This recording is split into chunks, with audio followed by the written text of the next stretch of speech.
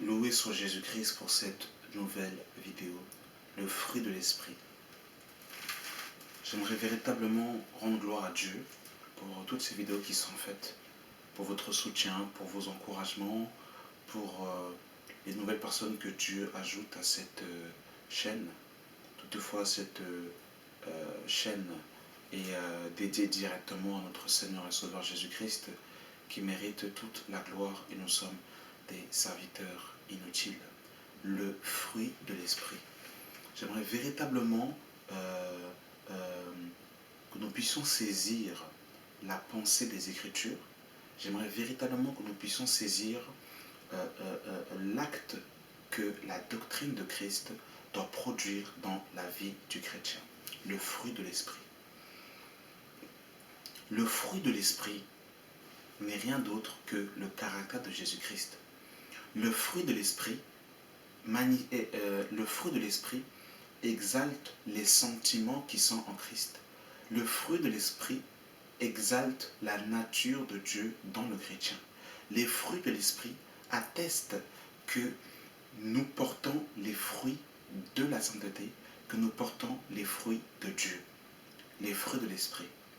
Et il est important de comprendre que le chrétien, dans tout acte qu'il pose, dans toute doctrine qu'il peut apporter, dans toute exhortation, dans tout acte qu'il pose, il y a toujours un fruit qui en exalte.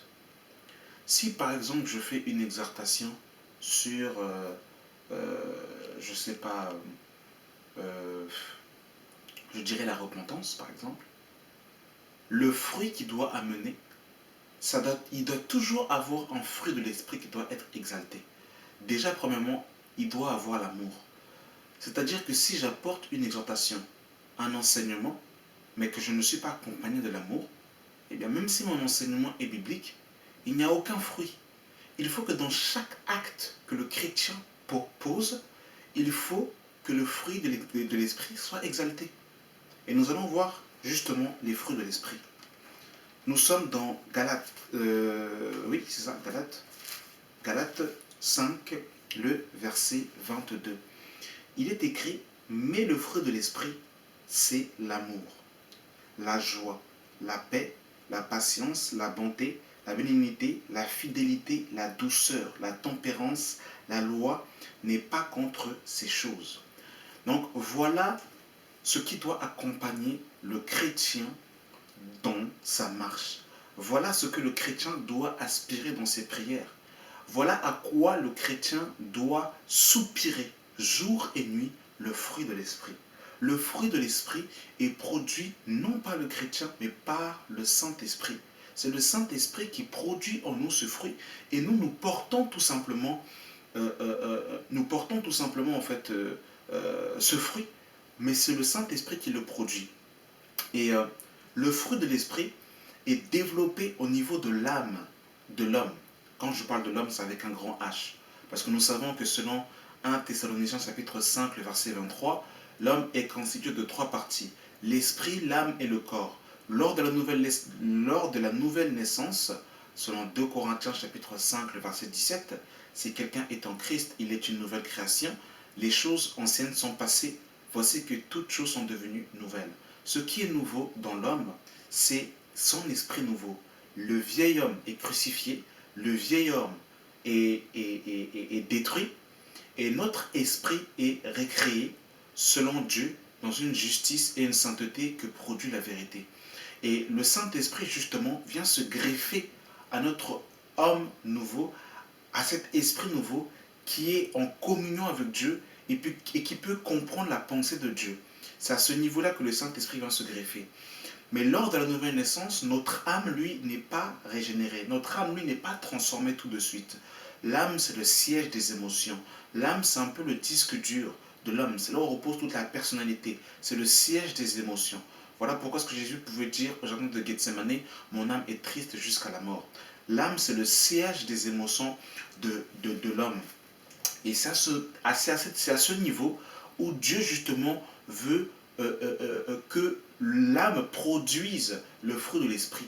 Voilà pourquoi lors de notre nouvelle naissance, c'est pour ça que nous pouvons peut-être ne pas directement produire tous les fruits de l'esprit, mais par exemple manifester un don. Par exemple, le don de discerner. Le don de discerner, c'est au niveau de l'esprit. Mais le fruit de l'esprit, c'est au niveau de l'âme. Voilà pourquoi est-ce que Dieu nous taille, voilà pourquoi est-ce que Dieu nous épure, voilà ce que Dieu nous lave, voilà pourquoi est-ce que Dieu purifie notre âme, afin de détruire le caractère adamique, de détruire le caractère de cochon, pour que le fruit de l'esprit puisse être manifeste et puisse se stabiliser au niveau de notre âme. Donc voilà, bien-aimés dans le Seigneur, le fruit de l'esprit. Il faut véritablement, bien-aimés dans le Seigneur, que nous produisons, nous cherchons, nous aspirons à produire le fruit de l'esprit dans tout ce que nous faisons. Le problème avec beaucoup de chrétiens, c'est qu'ils amagasinent beaucoup de versets dans la tête, beaucoup de connaissances, la connaissance du grec et de l'hébreu, mais il n'y a pas le fruit, il n'y a pas le caractère de Christ, il n'y a pas la docilité de cœur. Et c'est ça le problème.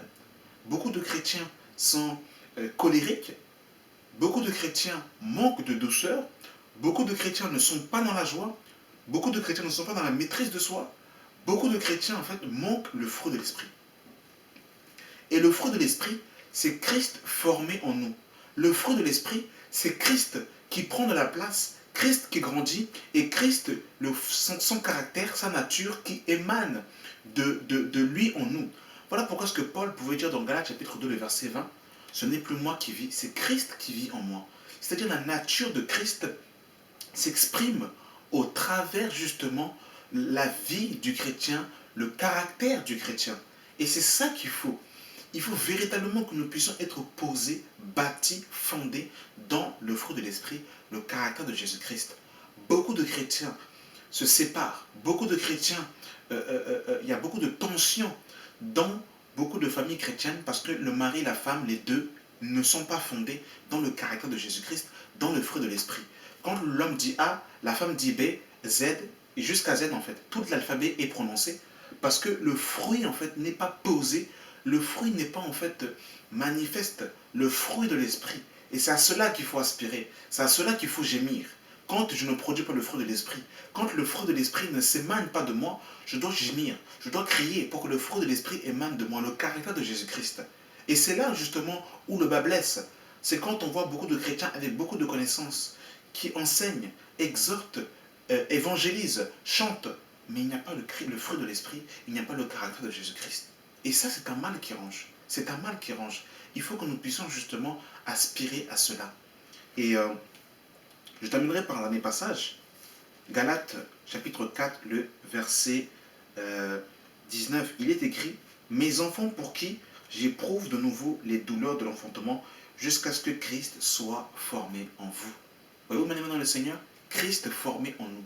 Il faut que Christ, le caractère de Christ, soit formé en nous afin que le fruit de l'Esprit puisse être manifeste, afin que la vie de Jésus-Christ puisse s'exprimer au travers de nous, que nous manifestons le fruit de l'Esprit et que nous rejetons la colère, l'animosité, les querelles, les disputes, les animosités, les excès de table, toutes ces choses, les convoitises, les querelles, les médisances, les jalousies, toutes ces choses, que ça puisse quitter nos vies afin que le fruit de l'esprit, le caractère de Christ, puisse être déposé en nous.